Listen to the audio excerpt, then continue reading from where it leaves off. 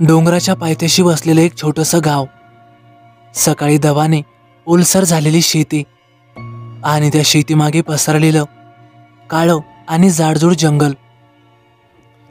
त्या झाडांच्या फांद्यांवर कायम एक पांढरा धूर दाटलेला असायचा. जणू निसर्गाने तिथेच एकाचं रहस्य लपवून ठेवलं होतं. वारा झाडातून शिरला की पानं कुजबूज करायची आणि रात्री गावकऱ्यांना वाटायचं जणू कुणीतरी जंगलातून हसतंय किंवा पावलांच्या आवाजात कुणीतरी चालतंय, पण ते अजिबात दिसायचं नाही. माझे आजोबा वैद्य होते. त्यांच्या हातून तयार झालेलं औषध गावातल्या शेवटच्या माणसालाही आश्वासक वाटायचं. त्यांचं ज्ञान फक्त पुस्तकांचं नव्हतं, तर त्यांनी जंगलातल्या प्रत्येक झाडाशी, झऱ्याशी आणि खडकांशी संवाद साधलेला होता. ते नेहमीच म्हणायचे, वनस्पतींना आत्मा असतो रे, त्या माणसांवर करुणा करतात. पण काही आत्मे असतात जे त्या वनस्पतींनाही घाबरवतात. हे ऐकून मात्र आम्ही मुलं थरथरून जायचो. तर अशाच एका दिवशी गावातल्या एका गरीब शेतकऱ्याच्या पोरीला विचित्र ताप भरला. तिचं अंग जळत होतं, डोळ्यात वेडेपणा उतरलेला आणि सगळ्यांना वाटत होतं ती आता काही वाचत नाही. डॉक्टरांनी दिलेल्या गोळ्या निष्फळ ठरल्या. तेव्हा गावकऱ्यांनी आजोबांना बोलावलं. आजोबा आले. त्यांनी त्या मुलीचा हात धरला, नाडीचा स्पर्श केला आणि काही क्षण तिच्या डोळ्यात पाहिलं. क्षणभर ती स्तब्ध झाली आणि गावात सर्वत्र शांतता पसरली. फक्त बाहेरच्या झाडांवरून कावळ्यांचा आवाज येत होता. फक्त बाहेरच्या झाडांवरून कावळ्याच्या ओरडण्याचा आवाज येत होता. आजोबा हळुवार म्हणाले, हा आजार नाही, ही बोलावणी आहे. गावातल्या सगळ्यांच्या अंगावर काटा आला. कुणाची बोलावणी? आणि या मुलीलाच का? आजोबा उठले आणि हळुवार म्हणाले, मला लवकरात लवकर तिथे जावं लागेल, नाहीतर हिचं वाचणं फारच अवघड आहे. आजोबांनी घराबाहेर पडताना फक्त एवढंच म्हटलं, मी ते आणण्याचा प्रयत्न करतो, तर तुम्ही हिला चमच्याने पाणी पाजत राहा. त्यांच्या आवाजात एक वेगळा स्थान होता. नेहमी स्थिर, शांत आणि गंभीर असणारा माणूस त्या दिवशी अस्वस्थ दिसत होता. त्यांनी खांद्यावर एक जुनी झोळीसारखी कापडी पिशवी घेतली, लाकडी काठी हातात धरली आणि घराच्या मागच्या वाटेने निघाली. तो रस्ता थेट कोंबाळ्याच्या जंगलात जातो. गावातल्या लोकांना माहीत होतं तिथं माणूस संध्याकाळी जात नाही आणि अमावस्येला तर सावलीसुद्धा थरथरते. ते संपूर्ण जंगल एका गूढ शांततेने दडलेलं असायचं. कधी वाटायचं झाडं श्वास घेतायत, तर कधी असं वाटायचं की ती झाडं जणू आपल्याकडेच बघतायत. कधी कधी झुळूक व्हायची, पण तिच्यात अजिबात गारवा नसून एखाद्या जुन्या कुजबुजल्यासारखा आवाज दडलेला असायचा. आश्चर्य या गोष्टीचं होतं की त्या रात्री अमावस्या होती. आभाळात चंद्र नव्हता, फक्त काळं पोकळ आकाश आणि त्यात लोंबकळणारे काही तेजस्वी तारे. जंगलात शिरताना आजोबांच्या पायाखाली सुकी पानं चुरमुडत होती. त्या आवाजानेच असं वाटत होतं जणू कुणी त्यांच्या पाठीमागे चालतंय. ते ज्या झाडाच्या शोधात होते त्याचं नाव होतं काळकुंडा. गावात अशी दंतकथा होती, काळकुंडा फक्त तिथेच उगवतो जिथं जुनी प्रेतं पुरली जातात आणि त्याची फुलं फक्त तेव्हाच उमलतात जेव्हा मृत आत्मा शांत नसतो. आजोबांनाही माहीत होतं त्या मुलीला वाचवायचं ठरलं तर या झाडाचा अर्क लागणारच. त्यांना अजिबात भीती नव्हती, पण जंगलात पाऊल ठेवताना त्यांच्या मनात एक विचित्र जाणीव झाली. जणू प्रत्येक झाड त्यांच्या दिशेनेच वाकत होतं. प्रत्येक वेळी त्यांना ओळखत होत्या. जंगलाच्या आत शिरल्यावर हवा अचानक बदलली. पक्ष्यांचे आवाज नाहीसे झाले, फक्त पानांचा किरकिर असा आवाज आणि लांबवरून येणारा झऱ्याचा मंद स्वर ऐकू येत होता. पण त्या झऱ्यातही आज काहीतरी वेगळं होतं. पाणी वाहत नव्हतं, तर ते हलत होतं, जणू काही आतून श्वास घेते. आजोबांनी दीप लावला. त्याच्या प्रकाशात त्यांना शेवटी ते झाड दिसलं, काळकुंडा. एक विलक्षण झाड त्याच्या खोडावर काळपट रेघा, जणू कोणीतरी खणून त्यावर काहीतरी लिहिलं असावं. आणि फांद्यांवर निळसर फुलं, मंद प्रकाशात चमकणारी. फुलांच्या आसपास एक हलकं निळं तेज पसरलेलं होतं. पण झाडाभोवती मात्र काहीतरी विचित्र होतं. जमिनीवर एक परिपूर्ण वर्तुळ मातीतच उमटलेलं, जणू काही झाड स्वतःभोवतीच एक अदृश्य मर्यादा आखून बसलं होतं. आजोबा थोडा वेळ थांबले. त्यांनी श्वास घेतला आणि पिशवीतून एक चाकू काढला. हळूहळू ते झाडाजवळ गेले. त्यांनी हात पुढे केला आणि एका फुलाला स्पर्श केला. क्षणात हवा स्थिर झाली. वारा थांबला. कुठून तरी येणारा झऱ्याचा आवाजही आता जणू नाहीसा झाला. आणि मग माती हलू लागली. त्या मातीतून एखादं प्रचंड मोठं, हळूहळू श्वास घेणारं काहीतरी हललं. आणि एका मंद पण स्पष्ट आवाजात कोणीतरी म्हणालं, तू फूल घेतोयस, पण किंमत देणार कोण? आजोबा दचकले. त्यांनी आजूबाजूला पाहिलं, पण आजूबाजूला मात्र कुणीही दिसलं नाही. पण त्यांच्या पायाखालचं वर्तुळ आता हळूवार हलू लागलं. एका क्षणी त्यांना असं वाटलं की हा फक्त भास असावा, पण आवाज मात्र पुन्हा आला. तू औषधांसाठी येतोयस, पण देणं काय आहे तुझ्याकडे? दिव्याच्या प्रकाशात त्यांनी पाहिलं. माती हळूहळू फुगत होती आणि त्या फुगलेल्या मातीतून एक बारीक हात बाहेर आला. तो हात काळा, कोरडा, पण त्यावर बांगड्या होत्या. ते बघून मात्र आजोबांच्या डोळ्यात थरकाप उडाला. ते मागे सरकले. हाताने झाडाच्या फुलाला अजून घट्ट पकडलं आणि हळूवार म्हणाले, अरे मी फक्त जीव वाचवायला आलोय. मला काही बी द्यायचं नाही, फक्त घ्यायचं आहे. त्यांचा आवाज एकदम ठाम होता, पण आतून भीती वाढतच गेली. त्या आवाजाने पुन्हा एक हळू कुजबूज केली. प्रत्येक देणगीला किंमत असते. या झाडांची फुलं मृतांच्या श्वासावर उमलतात. एक श्वास दे आणि एक जीव घे. आजोबांना आता समजलं, हे फुल काही सहजासहजी मिळणार नाही, पण त्यांचं ध्येय मात्र त्या मुलीला वाचवायचं होतं.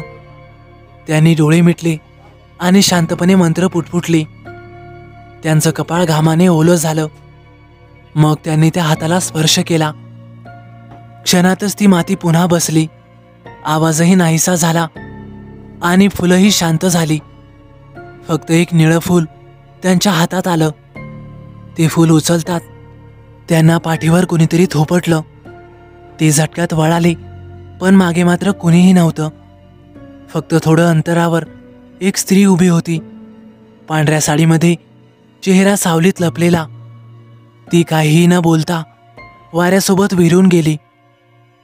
आजोबांनी शांतपणे मातीला नमस्कार केला आणि म्हणाले, तुला जे बी काही घ्यायचं असेल ते माझ्या आयुष्यातून घे, पण त्या मुलीचा मात्र जीव वाचव. एवढं बोलून ते परत जायला निघाले. पण जसंच त्यांनी मागे वळून पाहिलं, त्या झाडावर आता फुलं नव्हती, फक्त कोरडी फांदी. आणि त्या फांदींवर लटकलं होतं त्यांचं स्वतःचं सावट. ते चालतच गावाकडे आले, पण प्रत्येक पावलागणिक त्यांच्या अंगावरचा प्रकाश कमी होत गेला. घराच्या अंगणात पोहोचल्यावर त्यांनी पिशवी टेबलावर ठेवली.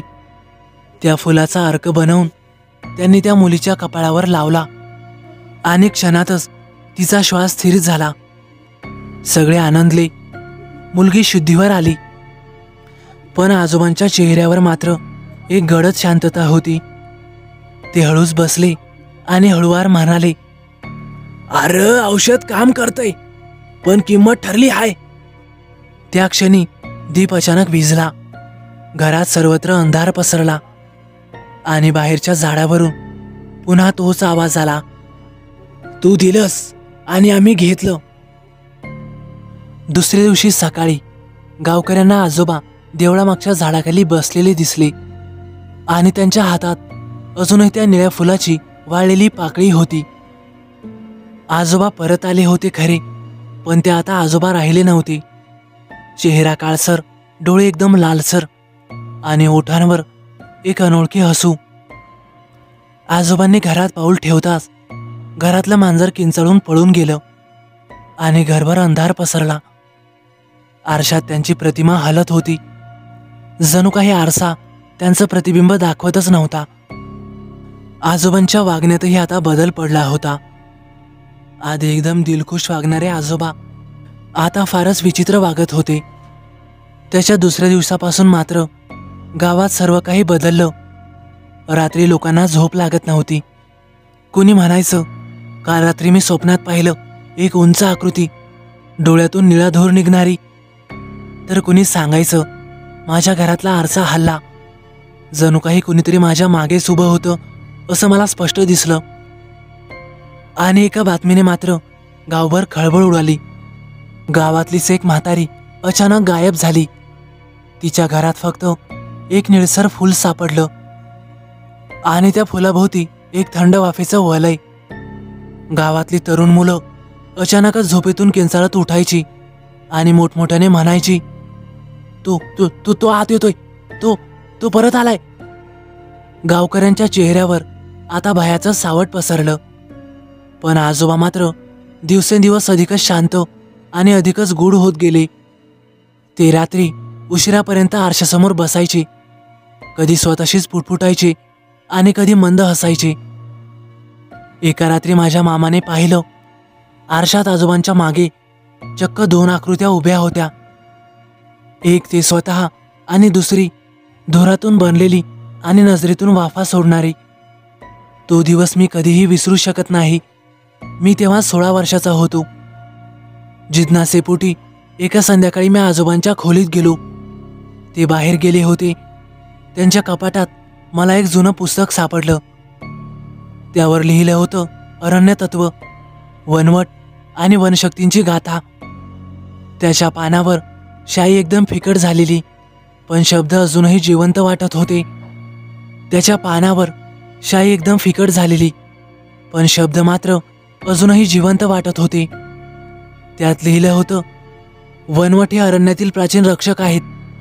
जो त्यांच्या सीमेतून औषधी नेतो, त्याचं शरीर ते आपलंसं करतात. माणूस जगतो, पण त्याच्यातलं काहीतरी मरतं आणि त्या रिकाम्या जागेत ते राहायला येतात. आणि तेही त्या अरण्याचे रक्षक होतात. ते वाचून मात्र माझ्या अंगावर सरसरून काटा आला. पान उलटलं आणि तिथे एक वाक्य एकदम ठळक अक्षरात लिहिलेलं होतं, ती फुलं निळी दिसतात कारण त्यात आत्म्याचा श्वास बंदिस्त असतो. आणि तेवढ्यात मला जाणवलं, माझ्या डोळ्यासमोरची हवा अचानक हलू लागली. मी आरशाकडे पाहिलं आणि एका क्षणासाठी मला वाटलं की माझ्या डोळ्यातून निळसर वाफ बाहेर पडते आहे. माझं हृदय जोरात धडधडलं. मी मागे वळून पाहिलं तर तिथे काहीही नव्हतं, पण हवेत एक ओळखीचा गार सुगंध तरंगत होता.